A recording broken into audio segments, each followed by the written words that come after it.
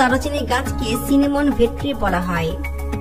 নার্সারিতে এই এক একটা গাছের দাম প্রায় 200 টাকা হয়ে থাকে। আপনি চাইলে এই গাছ কিনে নিজের বাড়িতেও লাগাতে পারেন। যদিও এই গাছের উচ্চতা 10 থেকে 15 ফুট হতে 2 বছর সময় লেগে যায়। তখন এগুলো ডাল কাটা হয়, যা সেখানকার স্থানীয় কৃষক এবং কর্মীরা করে থাকেন। দারুচিনি গাছ থেকে সঠিক আকারে ডাল সংগ্রহ করে তার আটি তৈরি করা হয় এবং সেই আটিগুলোকে ট্রাকে বোঝাই করে কারখানায় নিয়ে আসা হয়। এখানে সব আটিগুলোকে পানিতে ডুবিয়ে ভালো করে পরিষ্কার করা হয়। এরপর একজন কর্মী একটা যন্ত্রের সাহায্যে সমস্ত ডালের উপরে সবুজ খোসা এবং গিঁটগুলোকে ছাড়িয়ে নেন, যেন দারুচিনির ডালগুলো একদম পরিষ্কার হয়ে যায়। এবার ডাল থেকে দারুচিনির মোটা ছালগুলো আলাদা করার পালা। একটা ধারালো ছুরি দিয়ে ডালের উপরে থাকা মোটা মোটা ছালগুলোকে আলাদা করা হয়। এই ছালটাই তো পরে দারুচিনি হয়ে যায়।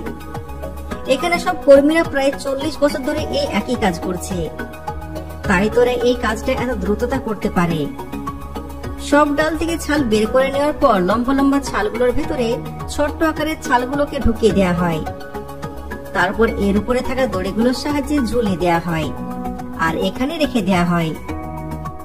দারুচিনি ছাল কিন্তু রোদ্রে শুকানো হয় না, বরং এগুলো এখানে বদ্ধ ঘরে শুকানো হয়, যেখানে সবসময় প্রাকৃতিক হাওয়া বয়।